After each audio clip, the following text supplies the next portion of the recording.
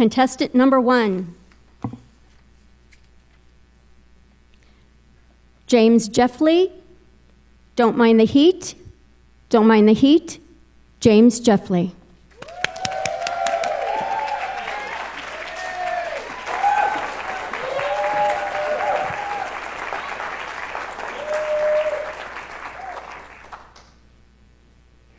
There's an old story that says if you want to cook a frog, do not put it in a pot of hot water. It'll jump out. Instead, put it in a pot of cool water. And then slowly, click, gradually, click, dial up the heat. Eventually the water will boil and the unsuspecting frog will be cooked. Madam Toastmaster, distinguished guests, and fellow frogs. Do you ever feel like your life is like that pot of water and somebody's dialing up the heat on you? Your parents said, get your education, get a good job. Get married, they said. Settle down, have some kids, they said. And many of us took their advice and we jumped into the pot of life. And it was cool at first, wasn't it? Remember that first big job? That was great. Until you realized, oh, I have to work with other people. Click. Is it getting warm in here?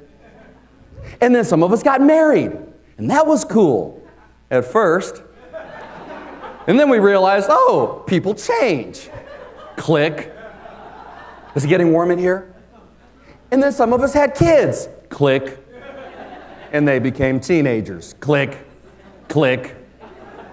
Add to that financial issues, health issues, divorce, death, click, click, click, click. After a while, it gets so hot, we feel like we're in a Nelly video. I am getting so hot, I want to take my clothes off. It's getting hot in here.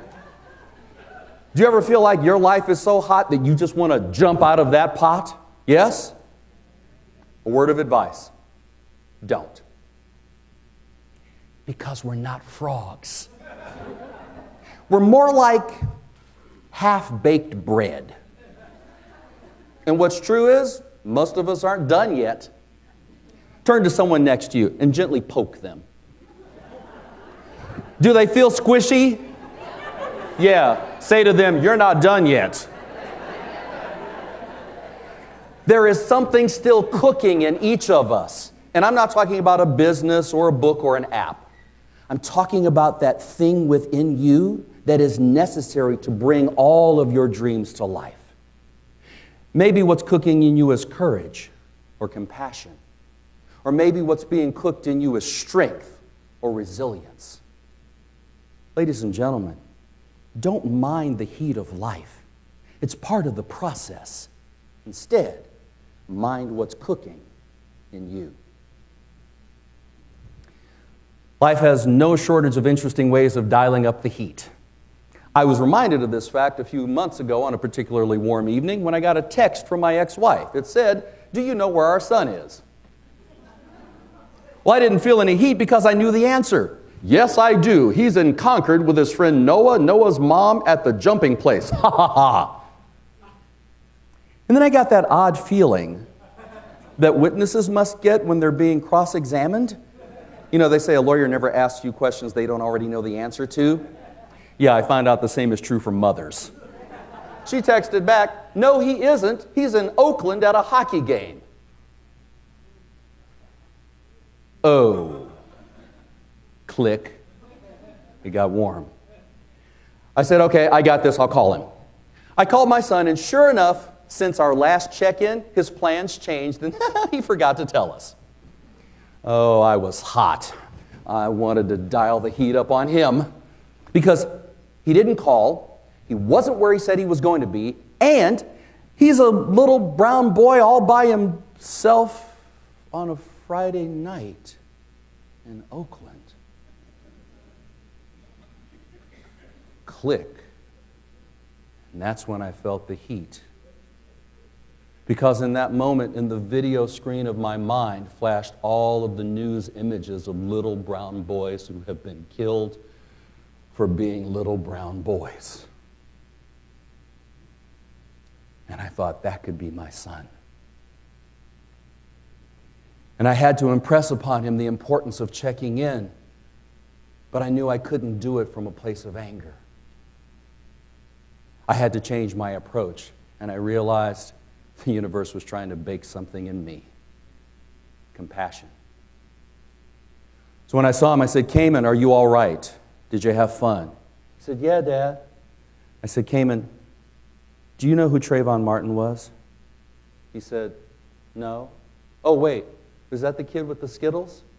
Yeah. Do you know what happened to him? He died. He was killed. He was a little boy about your age, and he was killed for just walking down the street. Son, I love you, and I don't want that to happen to you. So I need you to call and check in if things change, because I need to know that you're safe. You see, I've learned that there are two kinds of heat in life. There's the kind of heat that transforms, and then there's the kind that just burns. What's the greatest source of heat in your life right now? Is it the destructive heat of an abusive relationship or a toxic work environment? If so, you may have to do what President Truman said and get the heck out of that kitchen.